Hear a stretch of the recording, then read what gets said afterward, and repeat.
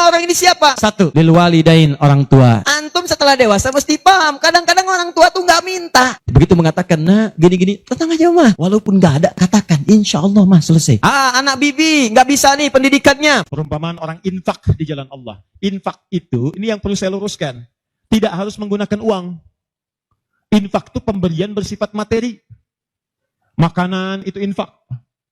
Pakaian itu infak. Buah-buahan itu infak. Silahkan berbagi. Walaupun nggak ada uang, bisa kita gunakan dengan yang lain. Cek, kalau antum main ke Auckland, ke New Zealand. Ya, di situ ada donation itu bukan cuma dengan uang. Food, kadang mereka kasih dengan makanan.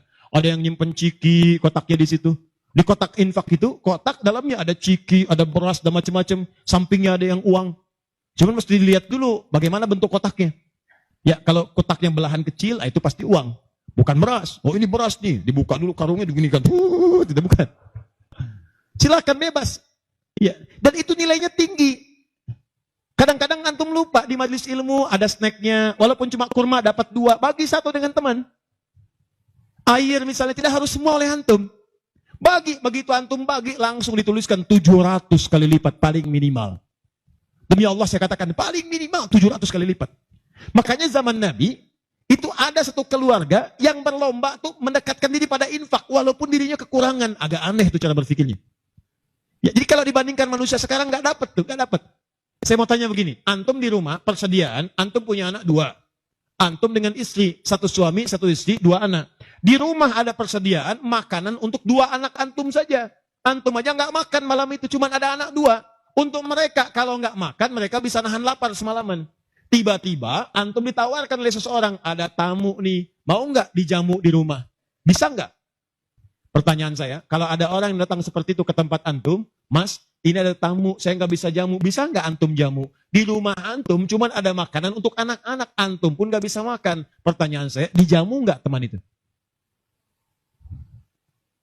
Kenapa diam? Hai ahli surga, kenapa diam? Lihat cara berpikirnya. Kalau cara berpikir kita hanya ke makanan saja, maka kita katakan, Ustadz, anak saya aja dapatnya makanan seperti itu, kami pun nggak makan. Bagaimana bisa diberikan pada tamu? Tapi cara berpikir Tolhah dan keluarganya agak beda. Begitu Nabi katakan, ada tamu, kita datang, langsung angkat tangan. Duluan ngangkat, padahal yang lain banyak yang punya banyak makanan. Tapi cara berpikirnya, kapan lagi saya dapat 700 lebih? Kapan lagi saya dapat diangkat langsung tangannya? Ya Rasulullah saya. Sebelum yang lain ngangkat, angkat tangannya. Maka diantar kemudian ke rumahnya. Sampai di rumah, istrinya dikatakan, duhai sayang, ada titipan Rasulullah. Bahasanya bukan ada tamu, ada titipan Rasulullah. Allahu Akbar. Ada titipan Rasulullah. Maka istrinya langsung membaca, saya paham. Saya bertugas menidurkan anak-anak dulu, tidurkan. Yang suaminya menyiapkan makanan. Begitu sudah jadi kata suaminya kepada tamu tadi, Anda silahkan makan di sini, saya temani dulu istri saya. Gak enak rasanya, meninggalkan sendirian. Begitu temannya makan, dia berpura-pura makan di bilik yang lain. Membunyikan bunyi-bunyi seakan-akan makan. Begitu sudah kenyang, tanpa mukaddimah yang lain langsung pamit. Terima kasih sudah menjamu saya, semoga Allah berikan pahala. Pamit malam itu juga. Begitu selesai pamit, subuh-subuhnya datang menghadap pada Rasulullah pagi-pagi. Apa yang terjadi? Turun ayat, Quran surah 59, ayat 9 sampai 10 itu. Walladzina tabawwa'ud dar, sampai ke kalimat, wa yu'thiruna ala anfusihim, walau kana bihim khasasah. Tuh, cara berpikirnya. Jadi kalau antum melihat peluang seperti ini, enak teman-teman sekalian, banyak sekali. Tidak harus uang, pakaian, makanan, macam-macam. Jadi kalau antum beli buah tuh, antum beli 5. Di rumah ada 3 orang. Berarti antum mesti sadar, Allah titipkan yang 2 lagi untuk peluang infak antum. Bukan untuk antum habiskan semua. Kok bisa orangnya cuma 3, beli mangga 5. Siapa yang menggerakkan antum untuk beli 5 mangga? Orang cuma 3. Berarti yang 2 lagi, itu Allah gerakkan untuk mendapatkan pahala. Ada peluang di situ. Lu kepada siapa ya Rasulullah saya berikan? Kepada siapa ya Allah saya infakkan? Ini yang sering keliru. Kata Allah langsung turun. Fi sabirillah. Yang utama itu 5 dulu. 5. Kalau Anda temukan 5 ini, dia peluang infaknya sangat tinggi untuk diberikan. Siapa mereka ini? Ada di Quran surah kedua ayat 215. Paling kanan sebelah bawah. Yas'alunaka madza yunfikun. Mereka bertanya pada Muhammad SAW. Ya, awas, apa yang harus kami infakkan? Pada siapa? Maka turun jawaban, kul ma anfaqtum min khair. Katakan kalau mau infak mesti yang paling bagus. Ini kaidah pertama.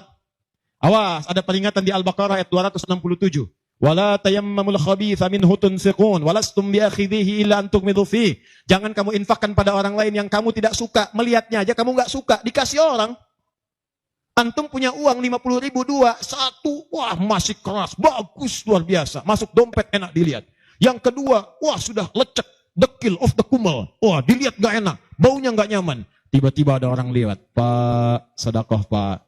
Pertanyaan saya, maaf, mana yang antum berikan? Yang lecek atau yang bagus? Tuh.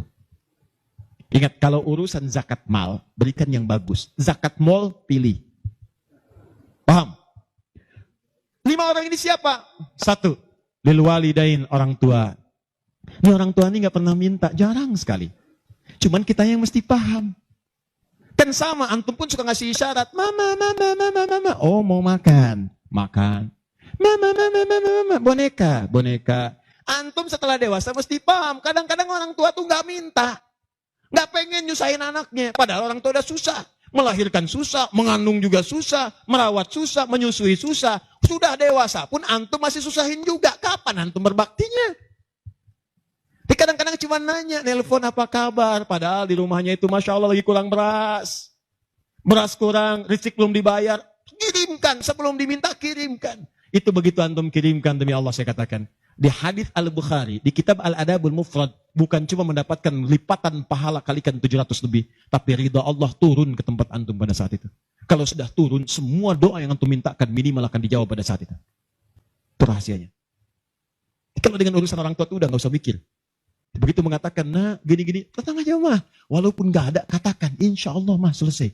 Insya Allah, berusaha antum. Begitu antum dapatkan seperti orang tua mengusahakan untuk antum dulu, maka pahala dilipat gandakan, ridho turun seketika. Kejar. Wal aqrabin, kerabat terdekat. Kerabat dibagi 2. Ada yang tempatnya jauh tapi hubungannya dekat. Punya saudara sekandung, tinggalnya di Palembang, antum di Semarang. Ayo kirimkan. Anak bibi, nggak bisa nih pendidikannya. Bantu, antum ada, bantu. Nilainya tinggi. Jangan dikira ringan. Nih, bagian kedua nanti kalau saya terangkan banyak nih. Tenang aja, kita masih sampai subuh. Nah, bagian kedua. Saya ikutin deh. Antum jual, saya beli. Ya, cuman saya beli sampai 9:30. Paham? Ayo, akrabin. Yang kedua itu, maaf. Golongan kedua akrabin bisa tetangga. Orang yang tidak ada hubungan famili secara mahram cuma tetangga antum. Tapi kalau yang kedua ini, Allahu Akbar, indahnya Al-Quran. Cek oleh antum, silahkan cek. Walaupun beda agama, itu tetap ada peluang infak. Gak ada ketentuan ini kecuali di Quran. Gak ada aturan ini kecuali di hadis. Buka Quran surah ke-31, ayat 15, paling kiri sebelah atas. Ada anak muslim, orang tua, belum Islam, belum dapat hidayah. Kata Allah, urusan untuk ibadah, pisahkan. Orang tua jangan paksa, doakan dia, silahkan, dakwahi. Tapi urusan dunia, wasahibhuma fid dunya ma'rufa. Wa in jahadaka ala an tusyrika bima laysa laka bihi ilmun fala tuti'huma. Urusan ibadah masing-masing, kalau diajak-ajak enggak usah ditaati, tolak dengan cara yang lembut. Lembut. Tapi kalau urusan dunia, bagi. Antum muslim, orang tua belum Islam, antum punya kelebihan. Uang agak banyak, melimpah, makanan ada, bagi. Kata Allah, jangan lihat kemudian kepercayaannya karena dia belum muslim. Bagi. Indah teman-teman sekalian. Dan itu ada pahalanya. Begitu antum berikan, masuk yang halal. Begitu halal masuk, kan haram keluar. Kan cara berpikirnya begitu. Halal masuk, yang haram keluar. Begitu keluar, sekat di hatinya terbuka. Karena yang haram itu saat masuk di hadis Muslim, haram masuk naktah sauda, noda hitam. Noda menutup.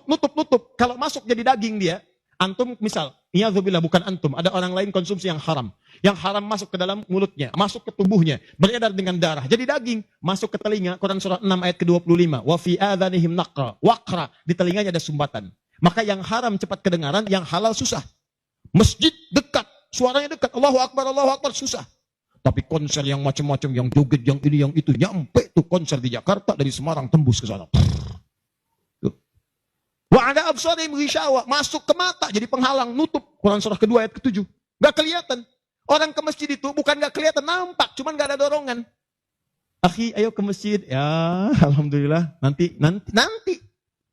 Padahal yang besar lewat, kecil lewat. Yang paling aneh itu begini. Kok bisa antum lewat depan masjid padahal bisa lewat jalan lain? Kenapa Allah antarkan sampai lewat depan masjid?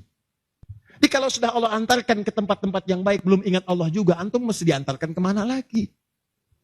Tuh. Kok bisa antum lewat dengar adzan? Padahal bisa antum lewat jalan lain, gak kedengaran adzan. Kenapa kemudian yang dengar antum?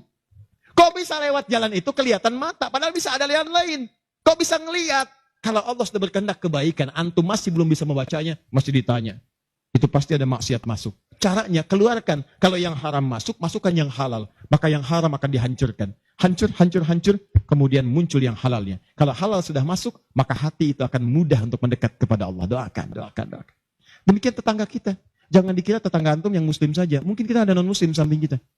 Mungkin ada yang Kristen, ada yang Hindu, yang Buddha. Dalam hubungan keduniaan indah. Silahkan berbagi. Apa antum gak pernah dengar hadis Nabi? Siapa yang masak makanan, baunya sampai ke tetangganya, maka bagilah dia walaupun cuma kuahnya. Tapi maksudnya bukan daging yang antum makan, kuahnya antum bagi. Bukan. Tidak. Maksud hadis itu, walaupun cuma masak kuah, bagi juga supaya dia tidak negative thinking, tidak salah paham. Antum gak ada ayam, adanya singkong, cuma dimasak bumbu opor. Bumbunya opor, tapi dagingnya singkong. Dimasak gak antum bagi, tetangga bilang, oh masak opor enak nih, padahal singkong. Dibagi walaupun cuma kuahnya. Tapi pertanyaan saya, apakah hadis itu mengatakan kalau tetangga Anda muslim saja? Tidak. Never. Walaupun dia non-muslim, masak. Bagikan sebelum dia menghirup baunya, ketuk pintunya. Begitu diketuk dia keluar. Ada apa Pak? Ini ada makanan, walaupun sedikit mudah-mudahan bisa bermanfaat. Bapak baik sekali, terima kasih. Bukan baik, Allah yang memerintahkan saya untuk berbagi. Dan saat itulah kalimat Allah mengalir di hati yang paling bening, menghunjam ke jiwanya. Masuk jadi hidayah. Masya Allah, besok-besok dia ketuk pintu kan, Assalamualaikum. Udah bisa Assalamualaikum tuh. Sebelumnya tidak. Begitu dibuka sambil mengembalikan yang kemarin, ya panci yang kemarin dikembalikan. Pak, ini apakah Allah sudah memerintahkan berbagi lagi hari ini? Oh. Lumayan. Nggak ada aturan kalau bukan non-muslim jangan bagi. Nggak ada, indah dalam Islam itu. Jadi walaupun Anda kasih ke yang non-muslim, pahala dituliskan. Jadi jangan pilih-pilih kalau urusan dunia. Anda masak, di samping Islam, sampingnya lagi Kristen, sampingnya lagi kemudian Muslim, non-muslim. Bagi yang muslimnya, yang non-muslim tidak. Begitu dia ngelihat, kelewatan dipanggil Anda. Pak, kayaknya enak makanannya ya.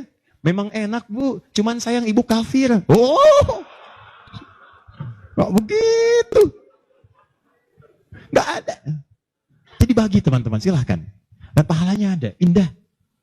Cuman di kita tuh, coba lihat aturan antum bang aja deh, kita fikirnya kumpulin lagi. Bab tumbuhan, sekarang kan lagi musim rambutan ya. Rambutan. Tuh, antum di pekarangan ada rambutan, tumbuh.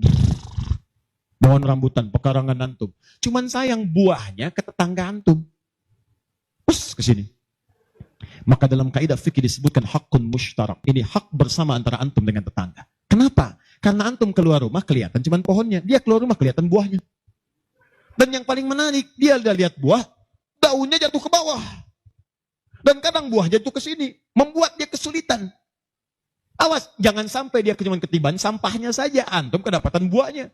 Naik ke pohon rambutan, nggak boleh.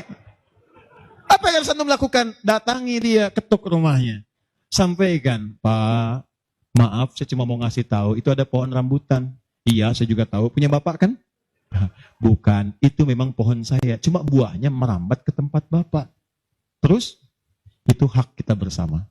Bapak nggak usah minta. Begitu inginkan, ambil aja. Silahkan dapatkan. Aturan dari mana itu?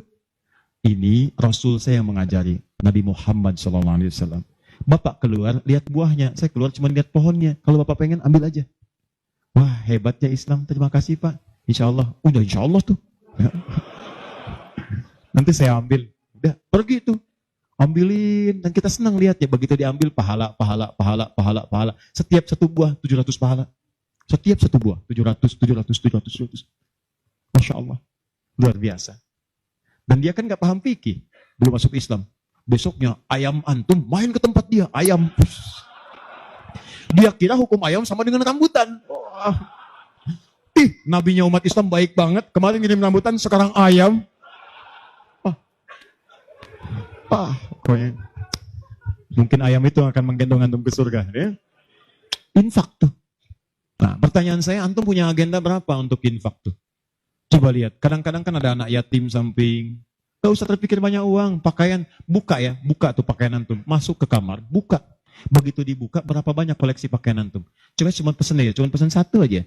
Mohon maaf ya, maaf sekali, jangan sampai ada pakaian, walaupun sehelai itu, yang belum pernah dipakai ibadah. Usahakan setiap yang kita gunakan jadi saksi di akhirat bahwa dia pernah dipakai ibadah, karena semua akan bicara. Tuh lihat kaos, bagian dalam, celana, bagian luar, semua, cek lagi semua. Dan kalau sudah itu antum pakai, ada yang lain gak kepake, bukan gak kepake. Boleh jadi, itu dititipkan oleh Allah kepada antum untuk menjadi pahala antum dengan itu. Sebab mudah bagi Allah menitipkan pada yang lain. Kenapa dipilih antum seberapa bagian pahalanya? Jelas?